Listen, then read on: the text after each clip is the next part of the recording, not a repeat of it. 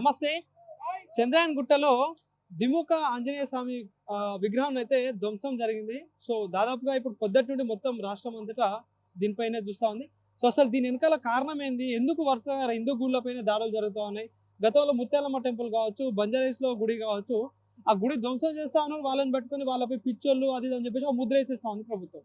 So మరి దీనికి సంబంధించి పూర్తి వివరాలు తెలుసుకునే ముందు పాటు ఇక్కడ స్థానికులు అయితే ఉన్నారు అన్న. సో అన్న ఏంటి అసలు ఈ గుడి జరిగిన సంఘటన ఏంటి? అసలు జరిగింది ఏంటి అసలు నిజం? ఇది 400 పూర్వం కట్టిన ఆలయం. ఇక్కడ ఇది మొత్తం అన్య మతస్థుల బస్తీలో ఉంది. అంటే ఇక్కడ మేము హిందువులు అనేది లేరు. మేము పక్క బస్తీ అంటే చంద్రాయనగుట్ట లోపట ఉండి ఇక్కడికి వచ్చి పూజ చేసుకుంటాం. మా తాత ముత్తాతలు వాళ్ళు చేసిన దేవాలయం కాబట్టి మాకు సెంటిమెంట్ ఉంది. అంటే మాకు నమ్మకం ఈడికి వస్తే మంచి జరుగుతుందని. ఆ నమ్మకంతో వచ్చి మేము పూజలు చేసుకుంటాం ప్రతిసారి. ఇప్పటికీ ఇలా 3 సార్లు 5 సార్లు ధ్వంసం జరుగుతూనే చిన్న చిన్న అవి అయితేనే ఉంటాయి. ఆల్రెడీ గతంలో 2, 3 సార్లు జరిగింది. అయినాయి. అయితే దాని గురించి కూడా మేము కంప్లైంట్ ఇచ్చినాము. దాని మీద చర్యలు కూడా తీసుకురు. మళ్ళా ఒకసారి కెమెరా ఫిట్ చేసిరు. అది ఏదో టెక్నికల్ ప్రాబ్లమ్ తోనే ఆ కెమెరా ఖరాబ్ అయ్యింది. తర్వాత ఆ ఇంటోళ్ళు ఆ వైర్ తీయడం జరిగింది. ఖాళీ బాక్స్ ఉండిపోయింది ఖాళీ ఆ చూస్తందుకు. ఈ రోజు ఈ డీసీపీ గారు ఈ యొక్క సంఘటన ఏదైతే జరిగిందో ఇది ఓ ప్రణాళిక ప్రకారం జరుగుతుందా ఆ రాష్ట్రంలో అన్ని దేవాలయాల మీద జరిగేటట్టు ఇక్కడ కూడా ఏమన్నా చేస్తురేమో అన్నట్టు మా అది ఆ ఆలోచన. గుడిని తీసేయాలని కాదు, ఏదో అంటే హల్చల్ చేయాలి. అంటే ఈ డైవర్షన్ చేయాలి. మున్సిపల్ ఎలక్షన్ వస్తున్నాయి, ఇంకా ఏంది, ఇంకా పండుగలు వస్తున్నాయి, రంజాన్ నడుస్తుంది, ఏదో అలజడి చేయాలని వాళ్ళ ఆలోచన, చిన్న ఆలోచన వాళ్ళకు. అంటే వాళ్ళు క్రూరమైన ఆలోచన అనుకోవాలి. ఆ ఆలోచనతో ఇక్కడ ఏదో చేయాలని వచ్చిండు, తాళం కొట్టిండు, లోపలికి వెళ్ళిండు, రాయో ఏదో తీసుకుండు, విగ్రహాన్ని ధ్వంసం చేసిండంటే కుడి పక్కన మొత్తం ఎప్పుడైతే 400 ఏళ్ల నుంచి మా నమ్మకాన్నితో మేము ఏదైతే దానికి అలంకారం లెక్క ఏదైతే చందనం పూస్తున్నామో అదో లేర్ లెక్క ఒక 2-3 ఇంచులు దాని మీద ఉండే మూల విగ్రహం మీద.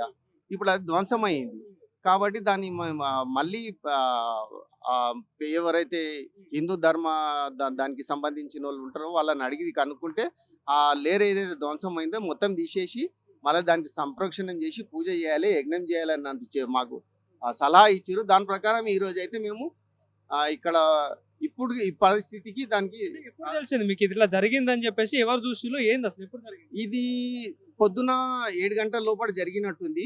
అంటే ఎప్పుడు జరిగిందో రాత్రి వర్షం పడ్డది 5 గంటలకు వచ్చినాం. మంగళవారం శనివారం ఇక్కడికి వస్తాము. ఓ భక్తుడు వచ్చిండు, చూసి డోర్ తెరిచి ఉన్నది, లోపల ధ్వంసం అయింది. అక్కడ మొత్తం తెగిన లేరు ఉంటది కదా కింద పడ్డది. అది చూసి వీడియో తీసి ఇంకో అబ్బాయికి చేస్తే ఆ అబ్బాయి ఆర్గనైజర్ అయిన నన్ను ఇంకో నవీన్ ఇద్దరికి ఫోన్ చేసి చెప్తే మేము పోలీసు వాళ్ళకి చెప్పినాం. ఇక్కడ ఆ తర్వాత ఇది మొత్తం పరిస్థితి ఇది. అంటే టెంపుల్ మొత్తం మీరే దగ్గర నుంచి చూసుకుంటారు కదా. సో ఏంటి సార్ అంటే ఇట్లా వరుసగా జరుగుతా ఉంది కదా, మరి ఎవరికైనా చెప్తుంటే ఎందుకు మరి పట్టించుకోవట్లేదు కావచ్చు? అంటే గతంలో జరిగిన సంఘటనలు కావచ్చు, ఇప్పుడు ఇట్లా జరుగుతూ ఉంటే సో రాష్ట్రంలో మరి వరుసగా హిందూ గుళ్ళపై జరుగుతా ఉంది. మరి ఎందుకు దీనికి ఒక కట్టడి కావచ్చు, దీనికంటూ ఒక ఫుల్ స్టాప్ అనేది పడదా? ప్రభుత్వం నమ్మకం ఎట్లుందో వాళ్ళు ఒక వర్గానికి సంతోష పెట్టాలని దాని మీద ప్రత్యేక చర్య తీసుకుంటలేదో అది మాకు తెలియదు, కానీ అలాంటిది ఏదో ఉండొచ్చు మరి. అందుకే వాళ్ళు ప్రణాళికలు చేసి ఇట్లా చేసి వన్ సైడ్ వాళ్ళది అంటే నెక్స్ట్ వచ్చే ఎలక్షన్ల వన్ సైడ్ నడిపించుకోవాలన్నట్టు వాళ్ళని సంతోషపెట్టి వాళ్ళ ఓట్లు తీసుకోవాలంటే ఏదన్నా ఉండొచ్చు, సంథింగ్ అలా జరుగుతుందేమని మా ఆలోచన.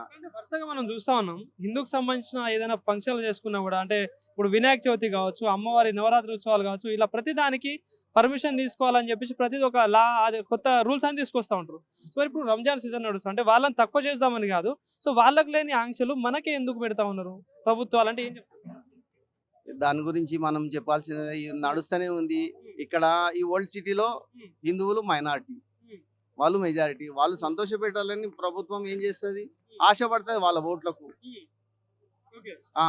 పడి వాళ్ళు చెప్పింది వాళ్ళు ఎన్కేసుకొని నడుస్తారు వాళ్ళు. అందుకే ఈ టెంపుల్ సంబంధించి దాదాపుగా ఎన్ని సంవత్సరాల నుండి ఎంత ఉంది, అక్కడ ల్యాండ్ ఎంత ఉంది, అసలు ఏంటి ఫైనల్ గా ప్రభుత్వాన్ని ఏం డిమాండ్ చేస్తా ఉన్నారు? ఎందుకంటే ఇప్పుడు మీరు ప్రతి వారం ఇక్కడికి వస్తా ఉంటారని చెప్తా ఉన్నారు కదా, సో ఎంత ఉండాలి ల్యాండ్, అసలు ఏంది, ప్రభుత్వానికి ఏం డిమాండ్?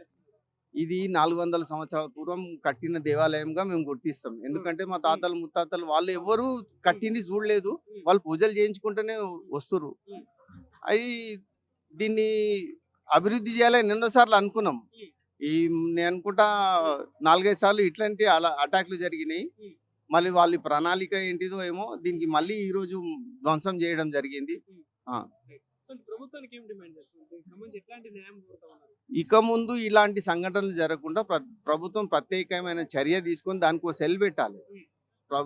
ప్రభుత్వము ఏంది ఈ ధర్మరక్షణ చేస్తూ దేవాలయాలు ఏ ఉందో దానికి ప్రత్యేకమైన ఒక సెల్ని, అంటే న్యాయబద్ధమైన ఒక సెల్ని పెట్టి ఏ గుళ్ళ మీద అటాక్ అయిందో వాళ్ళని పట్టుకొని వాళ్ళను అంటే నేరస్తుడు పరిగణించి అది లేకపోతే పిచ్చోళ్ళని చేస్తారు. ప్రతి దగ్గర నేరస్తుడు దొరుకుతుండు, పిచ్చోడు ముద్రేస్తుండు, కేసు కొట్టేస్తారు, అయిపోతుంది. ఏం దొరుకుతలేదు. నా పేరు ధరంకర్ నాగరాజ్. సో ఇది ఇక్కడ పరిస్థితి. సో ఈ టెంపుల్ ఏదైతే ఉందో చంద్రయాన్గుట్ట హనుమాన్ టెంపుల్ దగ్గర దాదాపుగా కొన్ని ఏళ్ల నుండి వాళ్ళ తాతలు కావచ్చు, వాళ్ళ నాన్నలు కావచ్చు ఎప్పటి నుండో పూజలు చేస్తూ ఉన్నాం మేము. సో ఇప్పటికీ 2-3 సార్లు దీనిపై దాడి కూడా జరిగింది. సో ఎవరు కంప్లైంట్ చేసినా ఎవరు పట్టించుకోవట్లేదు. సో ఇప్పటికైనా ప్రభుత్వాలు దీనిపై దృష్టి పెట్టి దీనికంటే ఒక న్యాయం జరగాలి. ఈ గుడికి మళ్ళీ ప్రాపర్గా పునర్వైభవం తీసుకురావాలి. దీనికి నిత్యం పూజలు జరగాలి. ఇక్కడ ఒక సీసీ కెమెరా అరేంజ్ చేయాలి అని చెప్పేసి కూడా ఇక్కడ స్థానికులు అయితే చెప్తున్న పరిస్థితి కనిపిస్తూ ఉంది.